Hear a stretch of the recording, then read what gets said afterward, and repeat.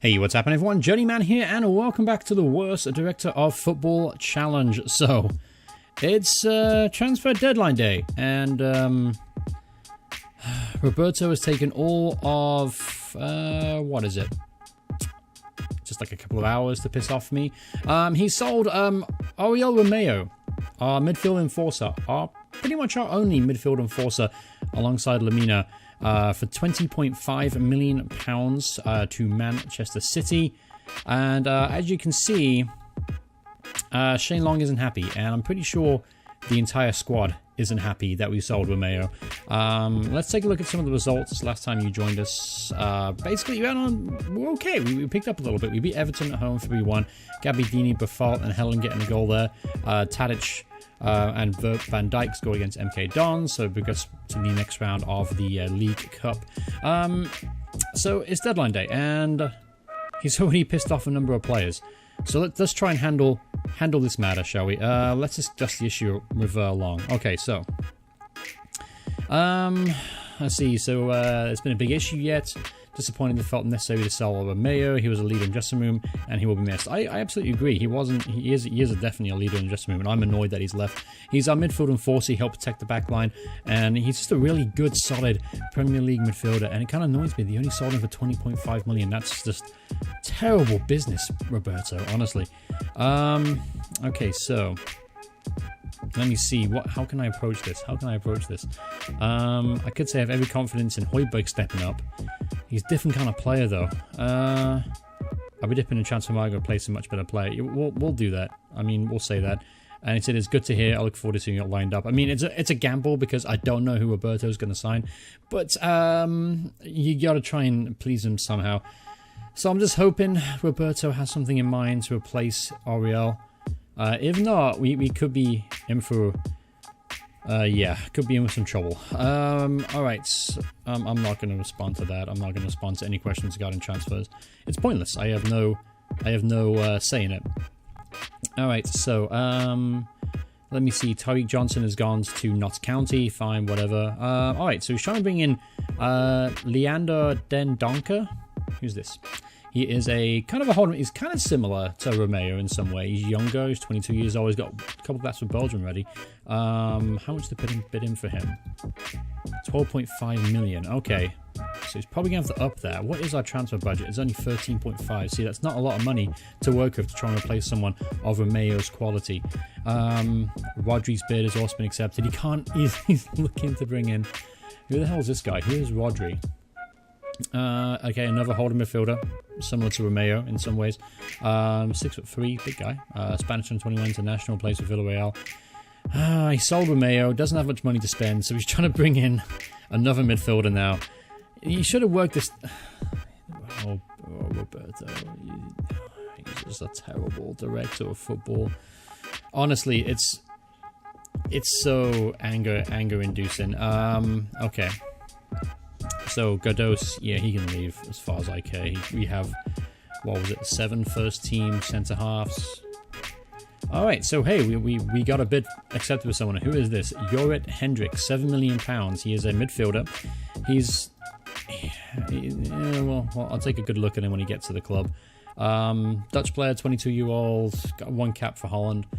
So he's got some decent pedigree there, I suppose.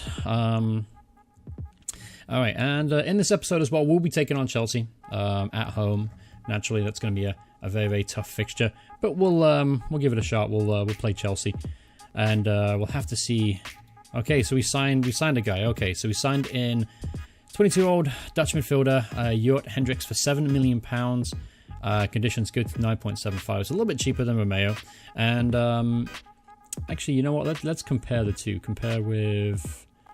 where is it? Okay, I've got to put him on there first. Romeo. Oh yeah, Romeo. Okay, and then compare with Jorrit Hendricks. Okay, so let's compare the two real quick. Romeo is definitely a bit more of a better defender. We can definitely assume that straight away. So we've lost that.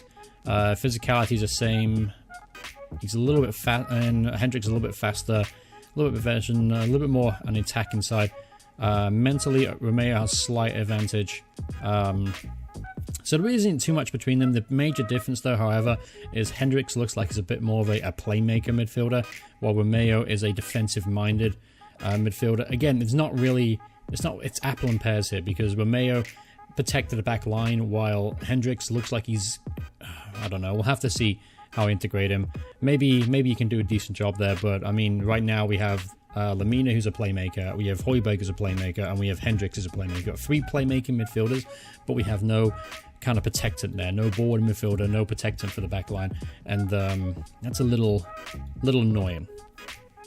Because it's just a different type of players. You know, you need versatility, you need different options in midfield, and by selling Romeo, we've lost an option and we've just put in another guy for pretty much our entire transfer budget. So I doubt that Roberto here is going to manage to bring in anyone else. We'll have to see. He's only got 5 million left of his 30 million budget. Wages, he's got it under control. Available budget 57,000. That's not terrible.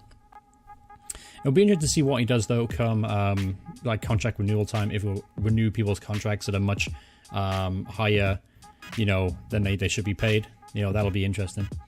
I'm sort of like kind of going in and out here. My capture is being a little bit weird right now. I'm not sure how well this is capturing. I'll have to check it out. I might have to redo this episode if it's bad. But I've noticed that I keep dropping frame rates, or keeps freezing, which is very bizarre. Alright, so anyway.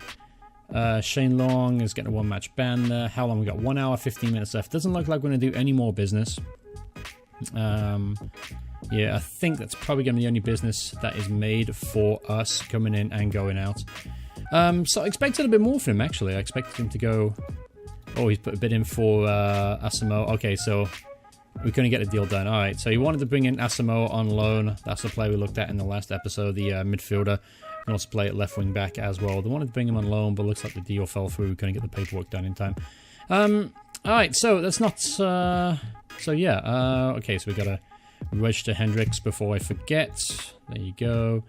Perfect. Bednarek. How old is Bednarek anyway? He's under 21, so he hasn't got to be registered. That's fine. And Yankto is also under 21? Question mark? Yeah, I think yeah, he's... We'll put him in there anyway. Why not? Can't hurt. Alright, perfect. Alright, so we got a game against Chelsea at home in 8 days' time, and you'll see Jort Hendricks' debut, I suppose. He's got some nice attributes about him. He's definitely pretty good on the mental side. Physically speaking, he's so-so. Stamina's good. Could definitely work on his strength, and pace isn't great. That's a little bit concerning.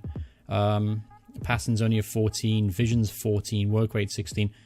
He's not a terrible player. He really isn't a bad player by any sense of the word. I just felt like we didn't need to sell Romeo, and I don't really think Hendricks is an adequate replacement, but we'll see over time, I suppose. He's got decent pedigree. Obviously, he plays for PSV, and he's a Dutch international, so maybe Roberto has found a gem. You can also play centre-half as well, which is great, because I was planning to switch to 7 centre-halves, perhaps for the next game, just to hold Chelsea at bay. So that's good as well. But you can also play left-back, which I guess is a positive. It's just extra depth. Alright, so yeah, we'll skip ahead and to the Chelsea game, and if anything comes up, I'll bring you back. Now here's something interesting. It's a little concerning as well. We've spent the most money in Europe during this transfer window. Yeah, 36 million. We've outspent Liverpool, Man City, Bayern Munich, and Borussia Dortmund. And I can't really say we're that much better for it. Alright, so here we go, up against Chelsea at home. This is the lineup we're going with. Slight change to the team. I'm going to keep the same formation with the holding midfielder and the slightly more advanced centre midfielder in Lamina. However, Hendricks' preferred role as a deep line playmaker. I'm going to play him there just like that for now. In the future, it may go back to a defensive midfielder, or perhaps even someone like an anchor man. Otherwise, on the bench, I've added Højbjerg, who previously wasn't there. He made a few appearances. And I'm actually thinking about, instead of doing Yoshida, I'm thinking about doing Jack Stevens instead, just because he's a little bit more versatile. He can play right back. He can play that holding midfield role as kind of a defensive midfielder. So I'm thinking about that, just in case we have to change things around. I'm also switched mentality to doing standard and flexible. I've tried to simplify all my instructions to the team. I realized right at the beginning it's maybe a little too complex to begin with. We'll go into it as we get more familiar as a team moving forward. Alright, so this we're going to line up with, obviously, Forster in goal, Bertrand, Hoyt, Van Dijk, who surprisingly has stayed first chancement. I expected him to be moved on, but amazingly enough, we kept hold of Van Dijk. Montoya at right back, Hendricks, playmaker's debut today, and hold in midfield. Lamina with Tadic, Buffal, who's come into the squad again and done really well in the inside forward role. Davis, who's actually been really good at attacking midfielder, been very surprising. And then Gabbiadini is going to lead the line, who's our top goal scorer, by the way, with 3 goals. Alright, so we're up against Chelsea. Obviously, this is going to be a very tough game. Honestly, I'm not expecting to get anything out of this, to be honest with you. Chelsea have been off to a flyer this season. So far, they've won all 3 games. And let's put it this way. They're just a much more talented team than us at the moment in time. But yeah, we'll just keep our fingers crossed, hope for the best, and hope to get a positive result. Early chance here. Fabregas whips it in. Good clearance there from the new boy, Johnny Hendricks. There's Hazard. Ooh. Oh, it's a good effort. You can't give Eden Hazard that much room at the edge of the area because he'll destroy us if he gets that much space. Alright, so that was an extremely dull and dour first half. Nothing actually happened at all. That one chance from Hazard early on in the game that you saw was pretty much it. I mean, that's really boring. Buffal's been inefficient. Forces had a couple of shots to save, 3 shots saved, 6.8, but obviously nothing that really tested him too badly. So things are actually going very, very well. I'm going to say that I'm happy with the performance, keep it up, because again, we're up against a team here that are, technically speaking, a much better side than us. Let's also take a look at analysis, take a look at the performance of Johnny Hendricks here. So far, he's doing okay. He's got a 6.8. Where's my stats? How do I go to that? Tactics, analysis, match stats, advice. No, I'm not going to do advice there. Team analysis. Players? Question mark. Hendricks. Okay, so apparently he's had a shot. I guess that's what it means, isn't it? Shot? Yeah, shot saved by goalkeeper. Okay. So he's had a shot. Alright, we found that out. Summary. Here we go. This is what I wanted to see. 89% pass completion rate. That's actually really good. So not a pretty solid start for the Dutch midfielder. Alright, so let's get the second half going. There we go. Perfect. So we'll keep the same team out there. In the second half, I might bring on Nathan Redmond at some point for Buffal if he continues to struggle on the left wing. We also have Helland as well. He got himself a goal last time. Here's another set piece for Chelsea, though. Fabregas puts the ball in. Oh, and what a save that was from Fraser Forster. Thought that was going to go in then for a second. Chelsea started the second half really brightly, I suppose. Here's Hazard again. Oh, he keeps finding space at the edge of the area. That's not good. That's not what I instructed the players to do. Here's Tadic on a free kick. Decent effort. Always going over the bar, though. Looks like Courtois had it covered. Alright, Aspilicueta to Fabregas. Good tackle there from Mario Lamina. Again, with Romeo gone now, I'm going to have to rely on him a lot in the middle of the park. Here's Tadic to Wesley Ho, to Lamina, to Hendricks, back to Tadic, to Gabbiadini. Playing much more central this game, by the way. I usually like to play wide, but I'm playing much more central just to try and congest the midfield a little bit, make it difficult for Chelsea to operate. Here's Davis. Tadic is through on goal. Oh, come on. Either side of the keeper, Tadic. Come on, son. You're better than that. Alright, so here's a corner kick. Let's see if we make the most of it. Davis is going to whip it to the edge of the area. There's Johnny Hendricks. Alright, so Hendricks again. Come on, see what we can do with it. Nothing. Okay, cool. Here's another set piece. To Hazard again. How much space does he need? Alright, that's starting to really annoy me there. Alright, we're going to make a change. Buffal, you've been pretty much invisible today, so I'm going to bring you off and Nathan Redmond. I'm actually also going to bring on Helland as well. I'm going to move Tadic a bit more central, put Helland out wide, inside forward. And yeah, we'll roll with that just for now. Alright, throw in here, Lamina intercepts it well. Hendricks to Bertrand. Hit long by Forster. See if Gabbiadini can do anything with that. No, Gary Cahill's going to absolutely I win that every single day of the week. There's Gabbiadini to Tadic. Tadic to Bertrand. Back to Hendricks. Slow tempo, exactly what I like. This is good. This is good. We're keeping possession, which is what I wanted. Here's Helen to Gabbiadini. Here's Bertrand. Found stuff in the box, and apparently it is a penalty. I didn't... it didn't really look like a penalty from my angle, but you know what? We'll take it. Gabbiadini's going to step up to the plate. Come on, Manola. Come on. Which side is going to go? I think he's going to go to the keeper's right. He does, and he misses. Why are you standing there, you idiot? Oh, this is why I hate the 3D match engine. It makes no sense at all. You've got to be... And they score. Oh, I hate this game sometimes. I hate this game.